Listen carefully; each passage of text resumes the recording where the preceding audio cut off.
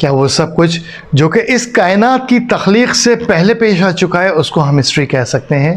क्या आपको मालूम है कि हम अल्लाह रब्बुल इज़्ज़त की बारगाह में आज से बहुत पहले एक स्पिरिचुअल ओथ सेरेमनी के अंदर हिस्सा ले चुके हैं और इस क्रिएशन के बाद हमें पहली मौत अता कर दी गई थी, यानी हम एक दफ़ा मौत से हमकनार हो चुके हैं। है ना अजीब सी बात? चले हम हिस्ट्री के इस अननोन चैप्टर सेक्रेड हिस्ट्री या प्री क्रिएशन रियलिटीज़ की बेस पर मबनी तारीख़ यानी हिस्ट्री के ऊपर बात करते हैं। तारीख़ और गैब की वो बुनियाद, वो संगम, वो हिस्सा जहाँ अक़ल खामोश और सिर्फ वही बोलती है। और हम तारीख़ की इन परतों को खोलेंगे कुरान पाक और हदीस की दलीलों से, वो भी सही अहादीस से, क्योंकि हिस्ट्री कभी भी किस्से कहानियाँ नहीं होती, बल्कि आपको समझाने का एक ऐसा टूल अल्लाह रब्बुल इज़्ज़त ने दिया है जिसके अंदर सिस्कियाँ भी हैं और आसूदगी भी नज़र आएगी। और ये वो टूल है जिससे हम अपनी ज़िंदगी को आसान करके अपनी आखिरत को पास कर सकते हैं। अस्सलाम वालेकुम वरहमतुल्लाहि वबरकातुहू। मेरा नाम सलमान दुरानी है।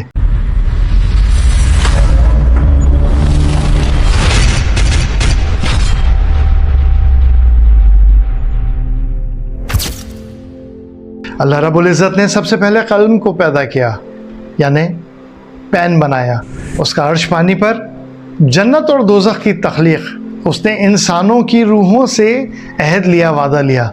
ये तमाम बातें हमें कैसे पता चलती हैं? इन हकीकी वाक़यात का इल्म हमें कैसे हुआ? क्या आसार कदीमा में ये बातें निकली या माहिर फ़ल्कियात ने हमें ये बातें बताई हैं? नहीं, इसका इल्म हमें वही के ज़रिए किया गया है। उन वाक़यात को हिस्ट्री मानती है या तारीख़ मानती है जो कि वक्त और मुशाहिदात के अंदर अंदर हों, उनके अंदर महफूज हों। और ये हिस्ट्री है टाइम एंड स्पेस से बाहर, जिसका गवाह सिर्फ अल्लाह रब्बुल इज़्ज़त की पाकज़ात है। इसका रावी है हज़रत जिब्राईल अलैहिस्सलाम और इसका कारी है एक बंदाए मोमिन। ये हिस्ट्री का यानी तारीख़ का वो चैप्टर है जिसको मुस्लिम्स, क्रिश्चियंस, ज्यूज़, इनके स्कॉलर्स आंखें बंद करके इस पर यकीन रखते हैं और इसे मेटाफिज़िकल हिस्ट्री, सेक्रेड हिस्ट्री या प्री क्रिएशन रियलिटीज़ के ऊपर बेस की हुई हिस्ट्री मानते हैं। जबकि हमारे यानी मुसलमानों के कुरून औला के मुसलमान स्कॉलर्स जो दानिश्वर गुजरे हैं, उन्होंने इसको तारीख़ुल गैब का नाम दिया है। और तारीख़ुल गैब का यही वो ब्लाइंड स्पॉट है जिसके ऊपर कमज़ोर अक़ीदा मुसलमान और साथ ही क्रिश्चियंस के साथ भी खेला जाता है। पहले हम इस ब्लाइंड स्पॉट को जानते हैं कि आखिर ये ब्लाइंड स्पॉट है क्या। इस ब्लाइंड स्पॉट को समझने के लिए आज के जदीद दौर में हम गाड़ी के अंदर बैठे हुए हैं और हम देखते हैं कि हमारे सामने 3 शीशे हैं, एक राइट पे दरवाजे के साथ, एक फ्रंट पे जिसपे हम पीछे देखते हैं और एक उस तरफ। ये 3 मिरर्स हैं जिसपे हम दाएं और बाएं यानी लाइन चेंज करने के लिए जब भी देखते हैं तो हम साइड मिरर्स को देखते हैं और पीछे भी नज़र हम बार बार नज़र दौड़ाते हैं। पाकिस्तान और इंडिया में तो खैर ये उसूल माना ही नहीं जाता, मगर पाकिस्तान से बाहर जब भी हम ड्राइविंग लाइसेंस के हुसूल के लिए हम अप्लाई करते हैं तो इन ब्लाइंड स्पॉट्स की बहुत अहमियत होती है। ये इस ब्लाइंड स्पॉट्स को आप ये समझ लीजिए कि आप ज़िंदगी की गाड़ी में बैठे हुए हैं और आप अपने सफ़र पे हैं। अब आपने अगर लाइन चेंज करनी है यानी कोई भी इस तरह का फ़ैसला लेना है जो अच्छा और गलत है, तो उसके लिए आपको लाइन चेंज करनी पड़ती है। अगर आपने लाइन चेंज करनी है तो आप साइड मिरर पे देखेंगे, अगर आपने इस तरफ जाना है या उस तरफ जाना है। अगर आपने इस मिरर में देखा कि आपने लाइन चेंज करने से पहले कि पीछे कोई आ तो नहीं रहा कि आप लाइन चेंज करें, आप किसी बड़े ट्रक के अंदर घुस जाएं या कुछ इस तरह करें, तो उस मिरर के अंदर जो कुछ आप देखेंगे वो तो आपको नजर आएगा, मगर उस मिरर के साथ का एक छोटा सा स्पॉट होता है ब्लाइंड स्पॉट।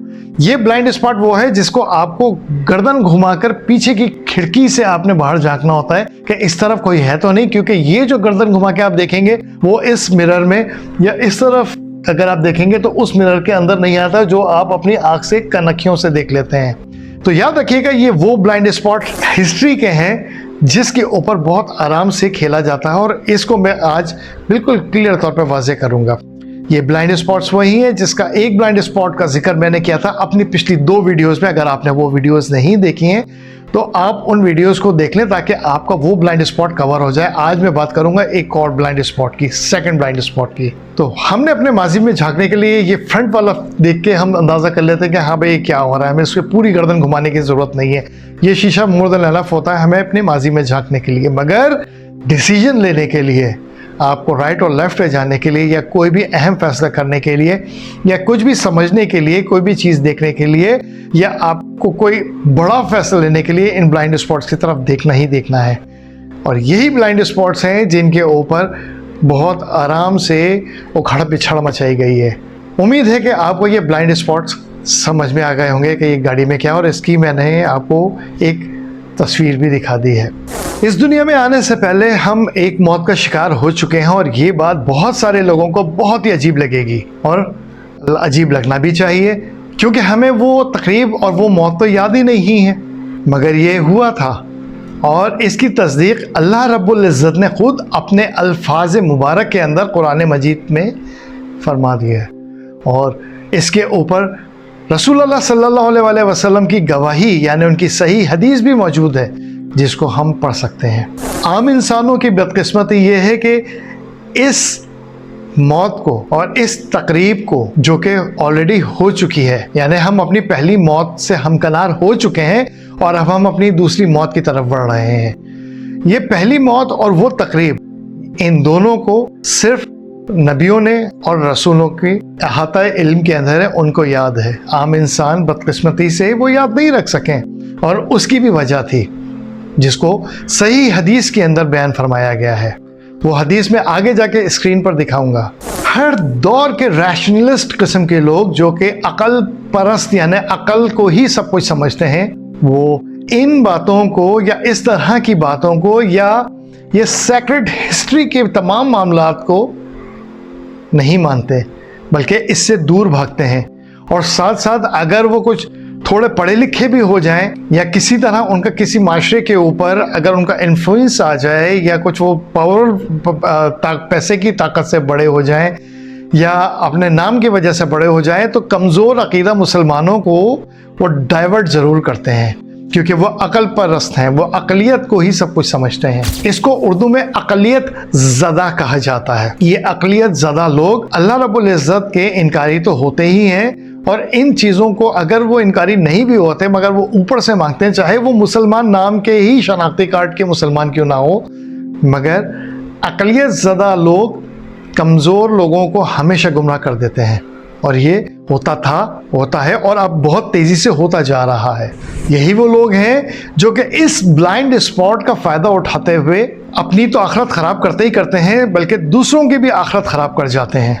और इस ब्लाइंड स्पॉट की वजह से जो दूसरा ब्लाइंड स्पॉट है वो भी डगमगा जाता है। उसकी वजह से जो बच्चे जो आजकल जिस एजुकेशन सिस्टम में पल भर के बड़े हो रहे हैं, वो बहुत तेज़ी से दीन की से भागते जा रहे हैं, और सिर्फ कुरानिस्ट भी होते जा रहे हैं, और बाज़ तो कुरान को भी नहीं मानने को तैयार हैं।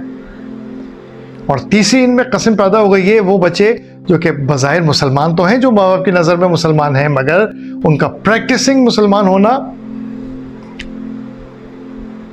कुरान पाक और सही हदीस से ही दलील दी जा सकती है, बाकी सब राय होती है। ये एक कुदरती उसूल है, एक वो पत्थर की लकीर जिसको मानना ही मानना है। बाकी रसूलुल्लाह सल्लल्लाहु अलैहि वसल्लम के आगे जो भी लोग आएंगे, जिन्होंने भी जो बातें की हैं, वो सिर्फ राय तो हो सकती है, दलील नहीं हो सकती। दलील सिर्फ अल्लाह रब्बुल इज़्ज़त की पाक ज़ात का फरमान यानी कुरान पाक और रसूलुल्लाह सल्लल्लाहु अलैहि वसल्लम की सही अहादीस मुबारका ही है। इसीलिए सही हदीस में आया है, बल्कि कुरान पाक में भी इस मामले का तज़किरा सूरह आराफ के अंदर मौजूद है। सूरह आराफ की इस आयत नंबर 172 की डिटेल्स हमें सही अहादीस के अंदर भी मिल जाती हैं। उस वक्त जिस वक्त हज़रत आदम अलैहिस्सलाम की तख्लीक की जा चुकी थी, तो अल्लाह रब्बुल इज़्ज़त ने उन्हें आलम बाला में, जिस वक्त आलम अरवा शायद तश्कील की जा रही थी, उस वक्त अल्लाह रब्बुल इज़्ज़त ने हज़रत आदम अलैहिस्सलाम की पीठ के ऊपर हाथ फेरा, और उनकी रूह से लेके ज़मीन पर, इस ज़मीन पे जो क़यामत के आखिरी लम्हे के ऊपर आखिरी बच्चा पैदा हो रहा होगा, उस तक की रूह को हज़रत आदम अलैहिस्सलाम की पीठ मुबारक से खींच लिया था और उनको सबको दर्जाबंदी करके सामने अपने खड़ा किया। ये सारी अरवाहें अपने अपने दर्जात के हिसाब से लाइन अप हुई, अंबिया की, शुहदा की, मोमिनीन की, काफिरों की, गुमराहों की, मुनाफिकीन की, सबकी लाइनें अपने सामने अल्लाह रब्बुल इज़्ज़त ने यूं बिछाई और उनसे अल्लाह रब्बुल इज़्ज़त ने ओथ लेनी थी। मैं यहाँ पर 3 स्पिरिचुअल ओथ सेरेमनीज़ की बात बताऊँगा, जबकि अगर आप इंटरनेट पे भी सर्च करेंगे तो आपको सिर्फ एक ही स्पिरिचुअल सेरेमनी की डिस्कस की जाती है और वो ही आपको अहद अलस्त करके बताया जाता है। 3 स्पिरिचुअल ओथ सेरेमनीज़ हुई थी। पहली तमाम खल्क़ इंसानी की अरवाह से, दूसरी कुछ मखसूस रसूलों की अरवाह से और तीसरी रसूलों और नबियों के दरमियान। मैं इन तीनों को कवर करूंगा, जबकि इंसानों वाली इस वक्त ज़्यादा इंपॉर्टेंट है तो मैं उसको ज़्यादा कवर करूंगा। जिस वक्त ये तमाम इंसानी अरवाह को हज़रत आदम अलैहिस्सलाम की पीठ से खींचा गया था तो अल्लाह रब्बुल इज़्ज़त ने इन दोनों आंखों के बीच में अपना नूर, यहाँ पर इन्होंने सेंटर ऑफ बोथ आइज़, अल्लाह पाक ने कुछ अपना नूर दिया था। अल्लाह नोज़ बेटर कि वो नूर क्या है, शायद शऊर, शायद कुछ भी, हमें नहीं मालूम, न इसके बारे में कोई डिटेल सामने आई है। सिर्फ इतना पता है कि इन दोनों आंखों के बीच में अल्लाह पाक ने अपना एक नूर अपने यहाँ पे दिया था और इसमें सबसे ज़्यादा खूबसूरत नूर हज़रत दाऊद अलैहिस्सलाम को दिया गया था। ये मैं हदीस आपके सामने अभी आगे जाके रखूँगा। जिस वक्त ये तमाम के तमाम इंसानों की अरवाह इस मैदान में आ चुकी थी तो हज़रत आदम अलैहिस्सलाम को दिखाया गया। तो हज़रत आदम अलैहिस्सलाम ने ख़ास तौर पर हज़रत दाऊद अलैहिस्सलाम की रूह की तरफ इशारा करके पूछा, क्योंकि वो एक खूबसूरती का उनका ज़्यादा इजाफा था। उन्होंने उनसे पूछा और ये तमाम बात रसूल अल्लाह सल्लल्लाहु अलैहि वसल्लम की ज़ुबान मुबारक से अदा हुई भी है। तो हज़रत आदम अलैहिस्सलाम ने पूछा कि ये क्या है, तो अल्लाह ताला ने उनको बताया ये तुम्हारी औलादों में से एक नबी होगा। तो हज़रत आदम अलैहिस्सलाम को वो इतनी ज़्यादा खूबसूरत लगी वो चीज़, वो उनका अपीयरेंस, वो रूह कैसा होगा हमें नहीं मालूम, मगर हज़रत आदम अलैहिस्सलाम उनको इतना अच्छा लगा कि उन्होंने अपनी ज़िंदगी के 40 साल उन्हें अता कर दिए थे उनकी उम्र पूछने के बाद। तो हज़रत दाऊद अलैहिस्सलाम अपनी ज़िंदगी जो अल्लाह ताला ने उनको अता की थी उसमें 40 साल हज़रत आदम अलैहिस्सलाम की गिफ्ट की हुई ज़िंदगी भी जी के आए। अब ये क्या मामला था ये अल्लाह बेहतर जानता है, हमें इसकी डेप्थ में जाने की, घुसने की ज़रूरत नहीं है। फिर हुआ ये था कि अल्लाह रब्बुल इज़्ज़त ने तमाम की तमाम अरवाह से पूछा, अलस्तु बिरब्बिकुम, क्या मैं तुम्हारा रब नहीं हूँ? हम सब ने, मैं, आप, हमारे माँ बाप, रसूल अल्लाह, तमाम नबी, तमाम रसूल, तमाम इस जहाँ के अफराद जो इस वक्त पैदा हुए थे, हैं और होंगे, इन सब की रूहों ने कहा कालुल बला, क्यों नहीं अल्लाह पाक, आप ही तो हमारे रब हैं, आप ही तो हमारे सब कुछ है, मालिक हैं, दाता हैं। और ये चीज़ है ला इलाहा इल्लल्लाह, सिक्के का दूसरा रुख इसका ला इलाहा इल्लल्लाह है। जब हमने ये ला इलाहा इल्लल्लाह का इकरार वहाँ पर कालुल बला की तरह कर दिया था, कालुल बला के अल्फाजों में, उसके बाद अल्लाह रब्बुल इज़्ज़त ने इसके ऊपर गवाह बनाया 7 ज़मीनों को, 7 आसमानों को और हम सब के बाबा आदम को, ताकि क़यामत के दिन जो भी मुकरने की कोशिश करेगा उनके आगे ये गवाही खड़ी कर दी जाएगी। ये वो ब्लाइंड स्पॉट है जो हिस्ट्री का मेटाफिज़िकल हिस्ट्री से रिलेट करता है और वही के ज़रिए ये हमारे सामने बातें आती हैं। यहाँ पर ये बात याद रखिएगा कि दुनिया में कोई भी इंसान है वो अक़ल व शऊर रखने वाला इंसान ही अहद करता है, वादा करता है। अक़ल व शऊर यानी कि सेल्फ कॉन्शियसनेस जिसकी भी वो वादा करेगा, उसी से वादा लिया जाता है। जिसकी भी सेल्फ कॉन्शियसनेस यानी कि खुद शऊरी, बाशऊर फ़र्द जो भी होगा उसी को ही आगे रख के मुआहिदात किए जाते हैं। अब किसी से भी यानी किसी भी मामले की अगर आपने किसी का भी मुआहिदा करना है, अब किसी आप पागल को या अकल से बिल्कुल पैदल फ़र्द को थोड़ी बैठ के आप मुआहिदा कराते हैं। मुआहिदा हमेशा अकल और शऊर की बुनियाद के ऊपर होता है और अल्लाह ताला ने ये वादा हमसे अहद उस वक्त लिया था जब हम अपनी पूरे पूरे अक्ल और शऊर के अंदर थे। एक मुकम्मल शख्सियत वहाँ पर हमारी मौजूद थी। ये लफ्ज़ शख्सियत बहुत बहुत बहुत अहम है, इसको मैं आगे थोड़ा सा और एक्सप्लेन करूँगा। ये सेल्फ कॉन्शियसनेस, लफ्ज़ सेल्फ इम्पॉर्टेंट है यहाँ पे, याद रखिएगा। ये इंसानों में मौजूद होती है, जानवरों में मौजूद नहीं है। Yes, I repeat, self consciousness जानवरों में नहीं है, सिर्फ कॉन्शियसनेस जानवरों में मौजूद है। और ये बात साइंस प्रूफ कर चुकी है।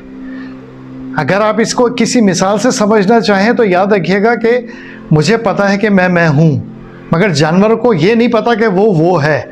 उसको सब कुछ नज़र आएगा मगर सेल्फ नज़र नहीं आता। और उसकी एक मिसाल वो है कि आप किसी भी बिल्ली या कुत्ते के आगे या किसी भी जानवर के सामने एक शीशा रख दें, आप वो शीशे से लड़ना शुरू हो जाएगा, क्योंकि उसकी सेल्फ कॉन्शियसनेस मौजूद नहीं है। वो कॉन्शियस तो है, और इसीलिए उस कॉन्शियस की बेस पे ही उसको आईने में अपने अक्स के अंदर कोई दूसरा नज़र आता है।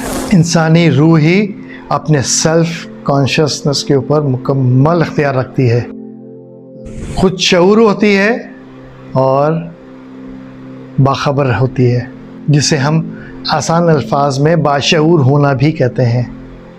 और याद रहे कि उस वक्त हम आलम बाला में, आलम अरवा में जो उस वक्त क्रिएट की जा रही थी या क्रिएट हो चुकी थी, हम अपने मुकम्मल होश हवास में थे, अपनी मुकम्मल शख्सियत के पैराहन में मौजूद थे। मगर उस वक्त हम सिर्फ रूह की शक्ल में थे, ये गोश्त पोस्ट का जिस्म उस वक्त हमारा नहीं था। और उसी हालत में हमसे अहद लिया गया, जिसे अल्लाह रब्बुल इज़्ज़त के अल्फाज मुबारक में अहदे अलस्त कहा गया है। और इस अहद के बाद हमें सुला दिया गया, जिसे अल्लाह रब्बुल इज़्ज़त ने अपने अल्फाजों में मौत का नाम दिया है। और कुरान पाक के अंदर इस मौत की आयतें मौजूद हैं कि हमने तुम्हें 2 बार पैदा किया और 2 बार हमने मौत दी। इस आयत को भी मैं थोड़ा सा एक्सप्लेन अभी करता हूँ। हम इस शख्सियत पे बात कर लेते हैं कि उस वक्त हमारी वो शख्सियत क्या थी, किस तरह की थी जिस पे हमने वो अहद कर लिया। हमें तो वो बात याद ही नहीं है। हमें शख्सियत समझना ज़रूरी है ताकि ये पूरा सिनारियो जो कि उस सेक्रेड हिस्ट्री का हिस्सा है समझ में आए। मेरी पूरी कोशिश है कि मैं आसान तरीन अल्फाज में आहिस्ता आहिस्ता आपको समझाऊं, ताकि आप अपने मामलात को बहुत आसानी के साथ आगे जाके संभाल सकें। किसी भी इंसान की शख्सियत, ये कायनात के अंदर कुछ भी चीज़ है, वो अपने औसाफ और सिफ़ात यानी कैरेक्टरिस्टिक्स, एट्रीब्यूट्स और क्वालिटीज़ के ऊपर बेस करती है। और अगर ये औसाफ और सिफ़ात को जब अगर निकाल दिया जाए तो आगे से कुछ भी नहीं बचता, कोई चीज़ होती ही नहीं है।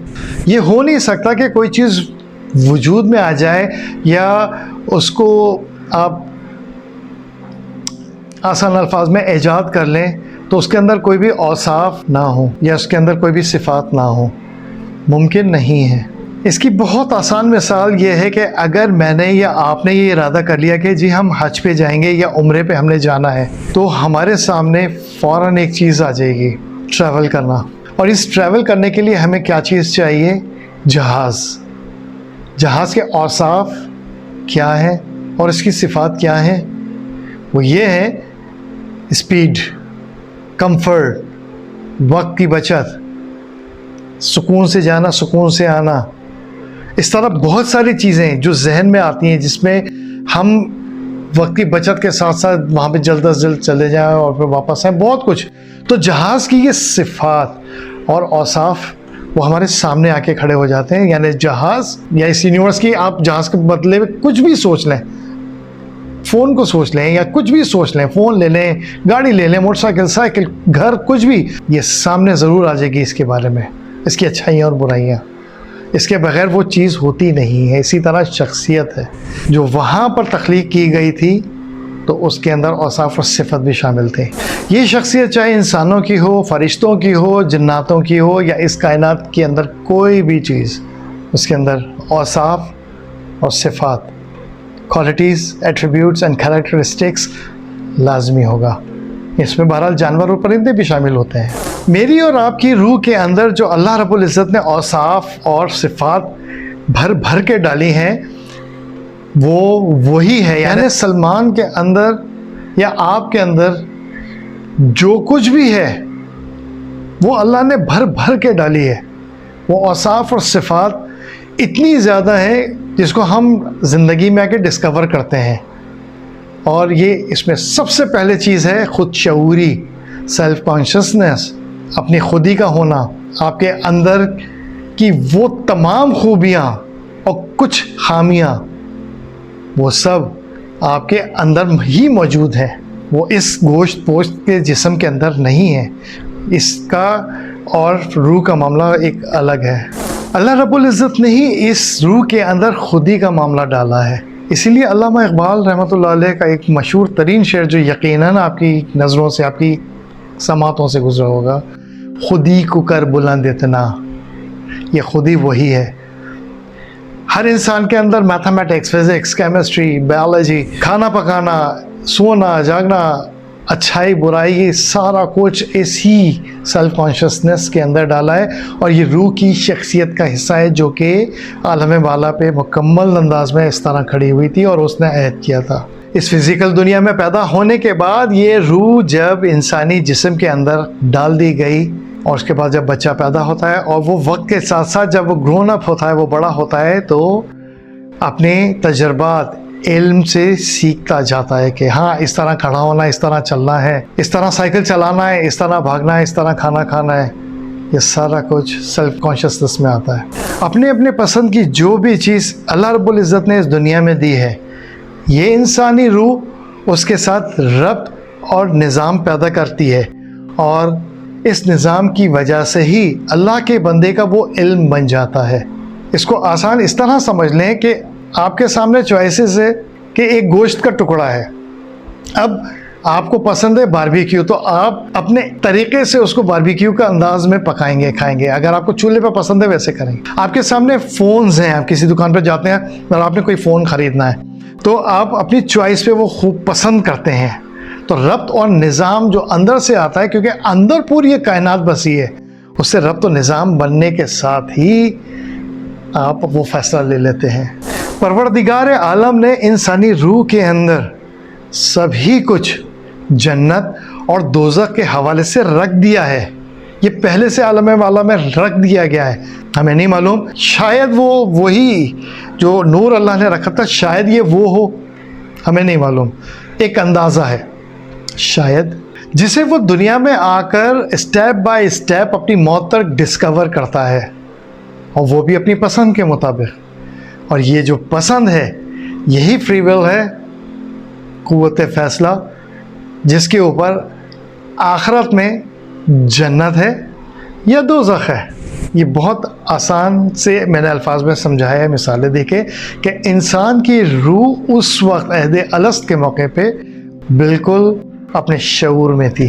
इंसान की क्रिएशन के वक्त, जिस वक्त इंसान अपने बाहमी होश और हवास में भी आ चुका था, तो उसने कालुल बला करके ला इलाहा इल्लल्लाह की गवाही दे दी थी। माने या ना माने, हम एक आजिज़ इंसान हैं। जब हम कोई भी चीज़ ईजाद करते हैं, डिस्कवर करते हैं, या कोई अच्छा खाना बना लेते हैं, तो हम उसके औसाफ और सिफ़ात को जानते भी हैं और लोगों के सामने भी पेश करते हैं। अल्लाह रब्बुल इज़्ज़त ने जिस वक्त हमें क्रिएट करके दुनिया में भेजा था, तो उन्होंने ख़ुद ही बता दिया था कि हम सब ने वहाँ पर अल्लाह ताला से वादा किया हुआ है।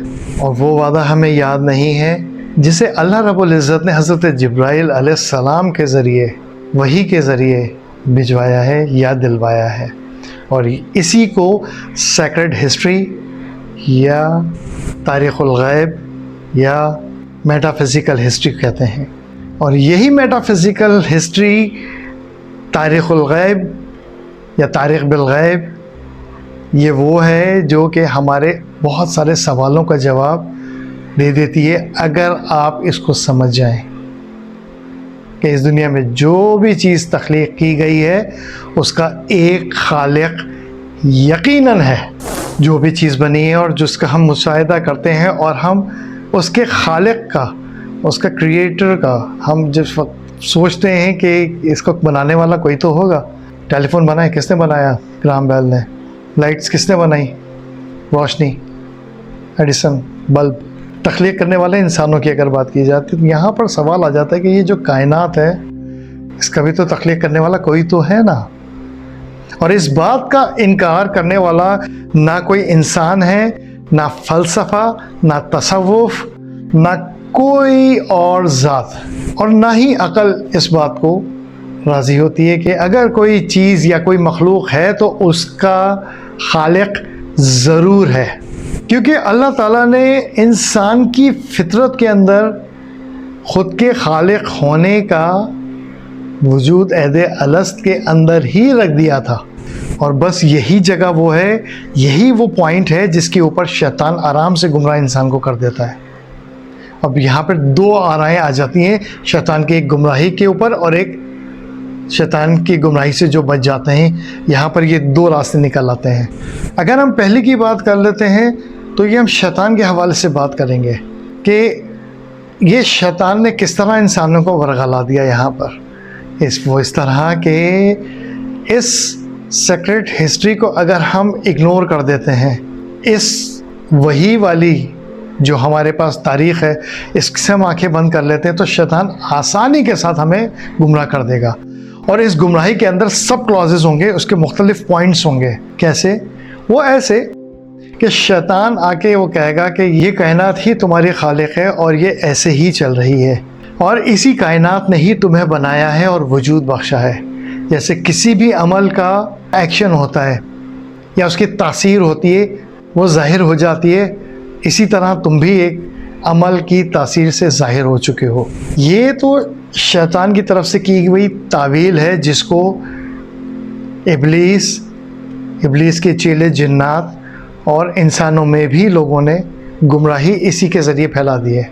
जबकि दूसरी तरफ रसूलों ने और नबियों ने आके कि भाई कोई मखलूक है तो उसका खालिक भी है कि तशरीह इस तरह की है कि उन्होंने आके एक एक चीज़ को वाज़ेह किया है कि तुम्हारा खालिक वही है जिसने तुम्हें तख्लीक किया है, और ये तमाम कायनात जिसके तुम चक्करों में पड़े हुए हो, जिसमें शैतान तुम्हें ये कह रहा है कि यही तुम्हारी खालिक है, और गुमराही फैला रहा है शैतान ये कह के कि ये कायनात ही तुम्हारी तख्लीक है, यही कायनात ही तुम्हारी खालिक है। दरअसल ये कायनात भी उस अल्लाह की मखलूक है जो इंसान के लिए ही मसख्खर की गई है, इंसान के लिए ही बनाई गई है। तो इस कायनात के वजूद के चक्कर में नहीं पड़ो, बल्कि वही खालिक एक है जो इस कायनात का भी है और तुम्हारा भी है। और ये दोनों जवाबात हैं जिनमें से हमने एक को चुनकर अपनी आखिरत का इंतखाब कर लेना है कि वो जन्नत है या दोज़ख है। अब आपकी मर्ज़ी और मेरी मर्ज़ी कि हम इन दोनों जवाब में से कौन सा जवाब चुनते हैं। यही फ्री विल है, यही क़ुव्वत फ़ैसला है जिसका आखिरत में हिसाब देना है। मखलूक है तो खालिक भी है, यही वो सीक्रेट हिस्ट्री है, मेटाफिज़िकल वर्ल्ड का वो हिस्सा, वो तारीख़ का हिस्सा जिसे नज़रों से ओझल हल्के हल्के किया जा रहा है, और ये ब्लाइंड स्पॉट में लाके इंसानों को सवाल फिर उठता है कि हम फिर ऐदे अलस्त को क्यों भूल गए हैं, हमें क्यों वो चीज़ याद नहीं है।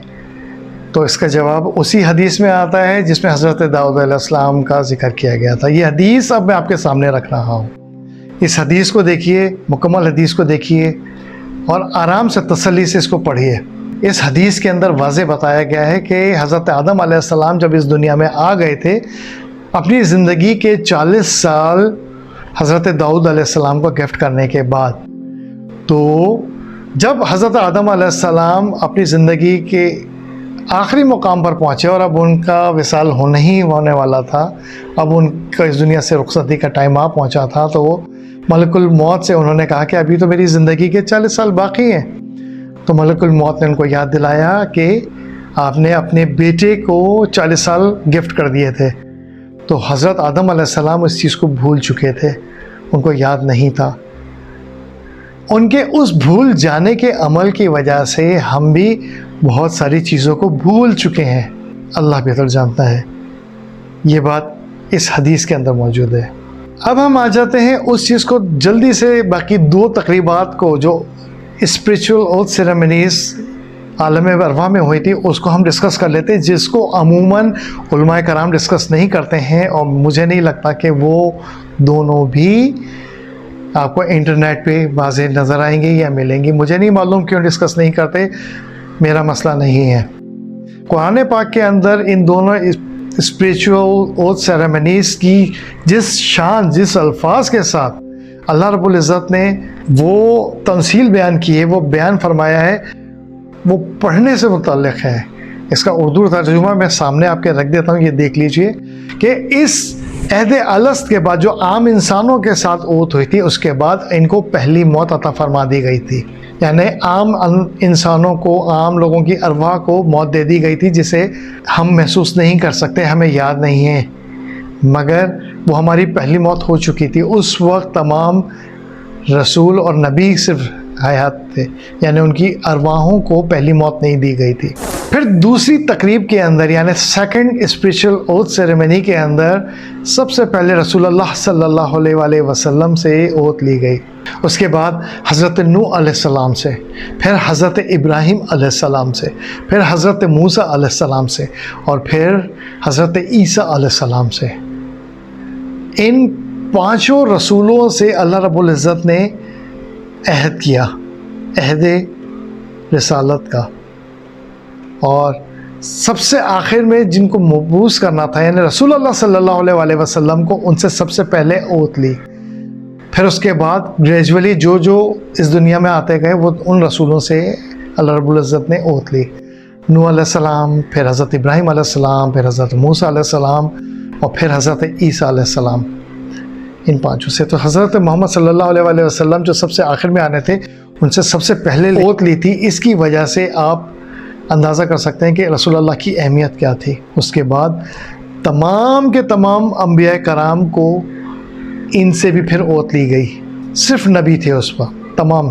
तो याद रहे कि तमाम नबी रसूल नहीं हो सकते, जबकि रसूल नबी हो सकता है। यानी मास्टर्स डिग्री नबूवत, तो पीएचडी रिसालत, रसूल। तो ये पांच जो बड़े नाम हैं, इनसे अलग ली गई ओत, और इन सब से बाद में ली गई। तो रसूलों की ओत और नबियों की ओत अलग हुई। ये तीसरी ओत जो थी, ये तमाम अंबिया कराम से थी, और उस पर यह वादा लिया गया था कि अगर तुम्हारी ज़िंदगी में कोई दूसरा नबी आ जाए या कोई रसूल उस वक्त आ जाए, तो उस चीज़ की तस्दीक करने के बाद कि अल्लाह ने तुम्हें वो सारा कुछ बयान किया है, वही चीज़ ये फरमा रहे हैं, तो तुमने इनकी आपस में मदद करनी है, ना कि एक दूसरे से लड़ाई झगड़ा आपने करना है।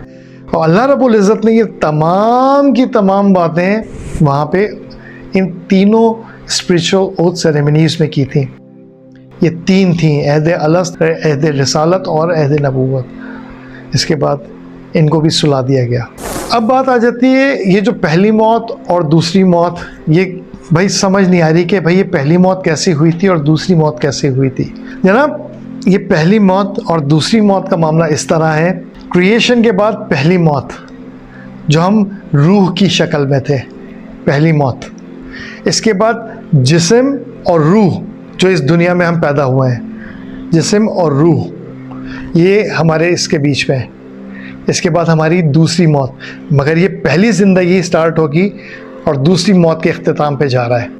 इसके बाद, इस मौत के बाद, यानी पहले ज़िंदगी के अख्तिताम के बाद, दूसरी मौत के अख्तिताम के बाद दूसरी ज़िंदगी शुरू होगी, जो कि हमेशा हमेशा रहने वाली है। इसके बाद मौत नहीं है। एक दफ़ा फिर रिपीट करता हूँ, रूह की क्रिएशन, पहली मौत, इस दुनिया में पैदा होना, और इस दुनिया में पैदा होने के साथ ही रूह और जिस्म का मिलाप, पहली ज़िंदगी का इख्तिताम, दूसरी मौत के साथ ये चैप्टर ख़त्म। दूसरी मौत हो गई, पहली ज़िंदगी ख़त्म हो गई। अब दूसरी ज़िंदगी शुरू होगी, तो इसके बाद मौत नहीं है, ये हमेशा हमेशा तक, खालिदीना फ़ीहा अबदा, बड़ा बदा कुरान में। Very simple, very simple. और ये आप उसी वक्त समझेंगे जिस वक्त आप इन दोनों ब्लाइंड स्पॉट्स को समझेंगे। इसीलिए हिस्ट्री के अंदर से ये दोनों ब्लाइंड स्पॉट्स समझें, अपने बच्चों को भी समझाइए, बहुत इंपॉर्टेंट है। आपने मेरी वीडियो यहाँ तक देख ली है, अब मेरा हक लाइक कीजिए, सब्सक्राइब कीजिएगा। और इस वीडियो को अगर आप मुनासिब समझते हैं सवाब जारिया की सूरत में आगे भेज सकते हैं, वो आपकी मर्ज़ी है। मैं आपको हक आपका पूरा अदा कर रहा हूँ कि मैं आपको वो तमाम बातें समझा रहा हूँ जो आपकी आखिरत के लिए बहुत अच्छी होगी इंशाअल्लाह। अल्लाह रब्बुल इज़्ज़त आपके भी इल्म में इज़ाफ़ा फरमाए और मेरे भी इल्म में इज़ाफ़ा फरमाए, मुझे भी हिदायत दे और आपको भी हिदायत दी। अब हम थोड़े से और आगे चलते हैं। साइंस और मौजूदा हिस्ट्री बिग बैंग से शुरू होती है, यानी आलम खल्क या इस यूनिवर्स की क्रिएशन के बाद। आलम अरवा और इससे पीछे के तमाम वाक़यात ही वो ब्लाइंड स्पॉट्स हैं जिसकी तरफ आपको गर्दन घुमा के देखना पड़ता है। ये आपको ऐसे नज़र नहीं आएंगे। ये वो हिस्ट्री है जिसके अंदर आपको ख़ुद ही उतरना पड़ेगा, मगर मौजूदा निज़ाम तालीम आपको उस तरफ जाने से रोकता है। इसलिए ये एक ऐसा एजेंडा है जो कि 150 साल पहले ज़ायनिस्ट ने तैयार किया था और उसको इम्प्लीमेंट किया है। माने ना माने आपकी मर्ज़ी। इंसान शऊरी तौर पर इस अहद को याद नहीं कर पाता है, याद नहीं रख पाता है, मगर अल्लाह रब्बुल इज़्ज़त ने इसको इंसान की फितरत के अंदर रख दिया है। और ये बात सही हदीस से साबित है। कोई नबी या रसूल ना भी आता और कोई किताब ना भी उतारी जाती, तब भी अल्लाह रब्बुल इज़्ज़त ने इस मामले के ऊपर मुहासबा आखिरत में कर देना था। मगर ये अल्लाह रब्बुल इज़्ज़त का एहसान अज़ीम है, उसकी वो दुनिया की नेमत है कि उसने नबी भी भेजे और किताबें भी भेजकर हमारे लिए बहुत आसानी पैदा कर दी है। अब ना समझने की गलती ये हम खुद ही करते हैं। सूरह आराफ की इन्हीं अगली आयतों में जिसमें अहद अलस्त का मामला है, 172 से जब हम आगे जाते हैं इन आयत के अंदर, इन आयत में हम जैसे ही आगे बढ़ेंगे तो हमें ये चीज़ नज़र आ जाती है कि हम अपनी उन कोताहियों को जो दुनिया में करके आते हैं और वो हम बड़ों की सीख पे या बुज़ुर्गों की सीख पर या जो हमें बातें बताई गई थी उनको आके बंद करके ब्लाइंड फेथ के ऊपर चले थे, गलतियों पे गलतियां की थी, उनकी पकड़ होनी है। और वो तमाम बुराइयां हम अपने उन बुज़ुर्गों पे डालेंगे कि भाई उनको ही हमने फॉलो किया था।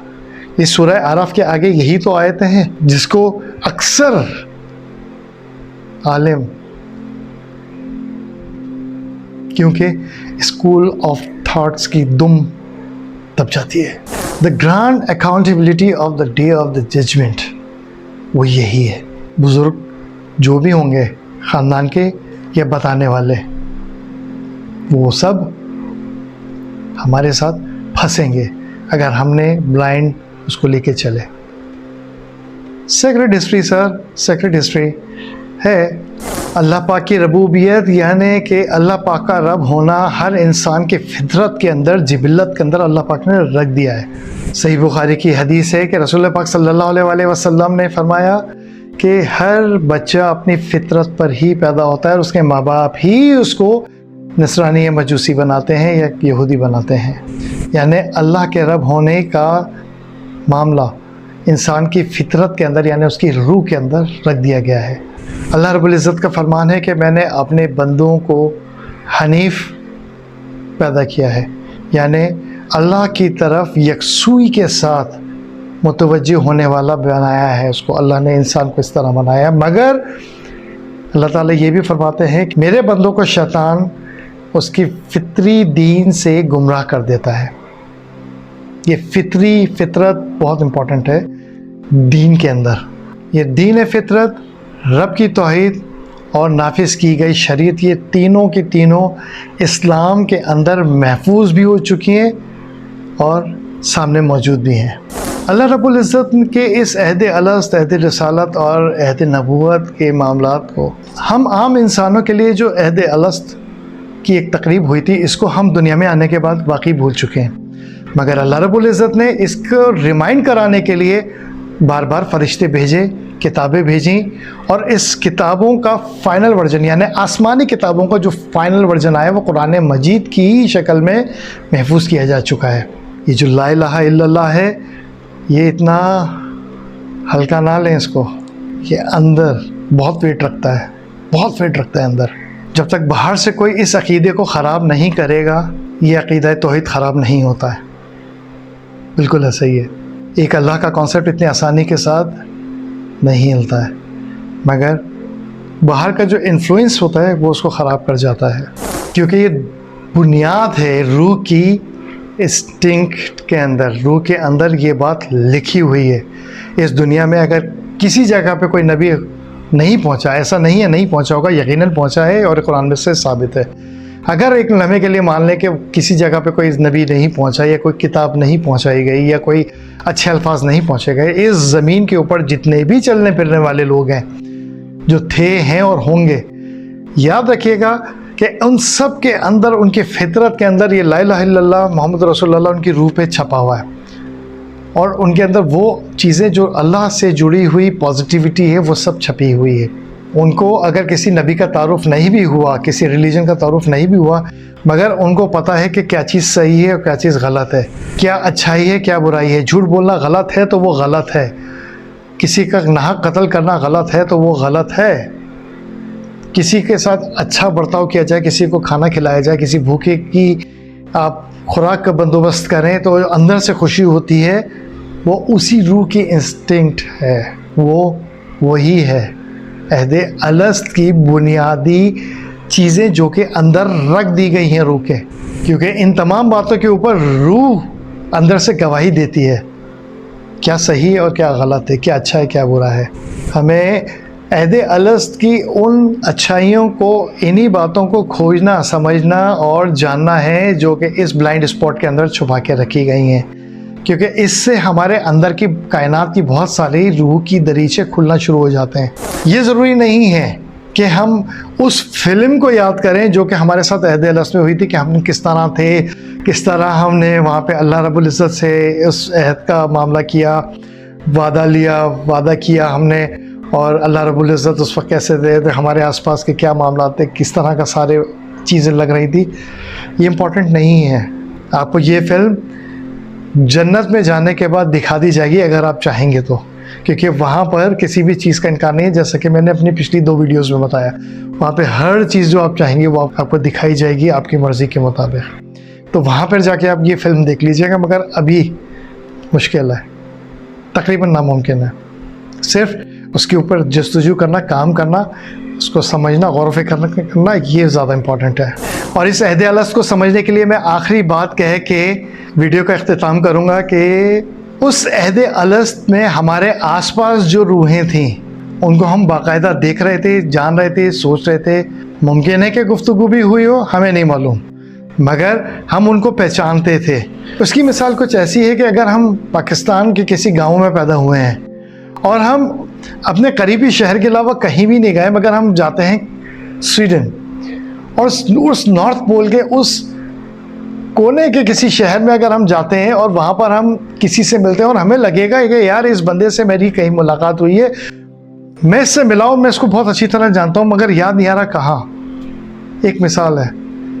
बाज़ दफ़ा ऐसा भी होता है कि उसको भी लगेगा कि आपसे मुलाकात हुई है, मगर कहाँ, मगर ना वो अपने मुल्क से बाहर निकला, ना इलाके से बाहर निकला, ना आप अपने इस गांव से, इस शहर से बाहर निकले कि पहली दफ़ा आप वहाँ पे इत्तेफाक से पहुँचे हैं तो आपकी मुलाकात हो गई।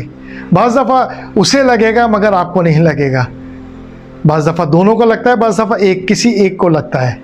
मुलाकात हुई है कहाँ याद नहीं है, मगर हुई है, बहुत अच्छी मुलाकात हुई है। वो होता यह है कि उस वक्त उसकी रूह वो अहदे अलस्त के वक्त आप ही के आयब के दाएं बाएं आगे पीछे कहीं खड़ी थी और उसके साथ आपका कोई मुकालमा हुआ या कोई आमना सामना हुआ, आप उसको, आपकी रूह ने उसकी रूह को देख के मुस्कुराया। क्योंकि रूह एक मुकम्मल शऊर के साथ शख्सियत है जिसको मैं पीछे वाज़े कर चुका हूँ। तो याद रखिएगा ये ऐसा ही होता है। उस वक्त के क्या हालात और मामलात और क्या वाक़यात है, उस ओथ सेरेमनीज़ की डिटेल्स हमें नहीं मालूम। जितना हमें पता है दलील के ज़रिए यानी कुरान और सही हदीस से हम उतनी ही बात करेंगे। मगर वो अट्रैक्शन, वो जान पहचान का एक अंदर से आना क्या हो, वो अंदर रूह से ही आता है। वीडियो तवील हो गई है, तो उम्मीद है अल्लाह पाक की पाक ज़ात से कि आप इन दोनों ब्लाइंड स्पॉट्स को आप समझ चुके होंगे और इस पर गौर व फिक्र ज़रूर करेंगे इंशाअल्लाह। मैं जाने से पहले एक पर्सनल अपील करना चाहता हूँ। मैं पाकिस्तान में ही हूँ इस वक्त, और पाकिस्तान के जो हालात मैं देख रहा हूँ वो मुझे बहुत दुख देते हैं। मेरी अपनी पर्सनल ज़ात से जो कुछ कर सकता हूँ वो मैं कर रहा हूँ। बहुत से ऐसे सफ़ेदपोश लोग आपके आसपास मौजूद हैं जो इस वक्त मुंह से नहीं बोल रहे, मगर उनके हालात बहुत ख़राब हो चुके हैं, बहुत बुरे हालातों में हैं। उनकी आप ज़रूर मदद कीजिए। मेरी ज़ात से जहाँ तक हो सकता है, जितनी मेरी इस्तिताअत है, मैं पाकिस्तान में जब तक हूँ और पाकिस्तान से बाहर होता हूँ तब भी मैं कुछ ना कुछ करता ही हूँ, क्योंकि मुझे मेरे आसपास के लोगों का पता है कि कौन इस वक्त कितनी मुश्किल में है। बहुत सारे लोग जो पाकिस्तान से बाहर बैठे हैं, मैं उनसे अपील करता हूँ कि वो अपने करीबी रिश्तेदारों को, अजीज़ों को लाजमी सपोर्ट करें, क्योंकि बहुत हालात ख़राब हैं पाकिस्तान के फाइनेंशली। मैं बहुत रंजीदा हूँ। मैंने वो दुनियाएं देखी हैं जो यहाँ के बहुत सारे लोग नहीं देख सके हैं। मेरी ज़िंदगी पूरी की पूरी प्रैक्टिकल लाइफ है जो अब मैं सुकून के साथ पाकिस्तान में गुजार रहा हूँ, मगर अपने बिज़नेस से मैं जो जिसकी सपोर्ट कर सकता हूँ वो मैं कर रहा हूँ। पाकिस्तान से बाहर बैठे हुए लोगों से मेरी एक अपील ये भी है कि मैं अपने डिस्क्रिप्शन बॉक्स में एक बैंक अकाउंट दे रहा हूँ। अगर आप $1 भी उसमें देंगे तो वो 2 से 3 अफराद का यहाँ पर खाना हो जाएगा, ऐसे सफ़ेदपोश का जिसको आप जानते भी नहीं होंगे। ये आपकी मर्ज़ी पर मुनहसर है कि आप क्या करना चाहते हैं, आपकी मर्ज़ी है। हालात मैं अपनी आँखों से देख रहा हूँ, मुझे दुख है, अफसोस है। इसलिए मैंने ये अपील आखिर में इसलिए की है कि जो सीरियस व्यूवर होगा वो आखिर तक ही वीडियो देखेगा, जो अल्लाह और अल्लाह के रसूल का खौफ रखता है, आखिरत के मामलात को याद रखता है। आप ज़कात, अपनी फैमिली का सदका, कुछ भी करना चाहें, डिस्क्रिप्शन बॉक्स के अंदर मेरा अकाउंट मौजूद है। अगर आप चाहें मेरे हाथ से किसी की मदद करवाना, आप $1 भी देंगे, वो आखिरत में आपके लिए 700 गुना ज़्यादा नेकी के साथ सामने खड़ा होगा। आपकी मर्ज़ी। अपने घर वालों का ख्याल रखिएगा और गौर व फिक्र भी। अस्सलाम वालेकुम व रहमतुल्लाहि व बरकातुहू।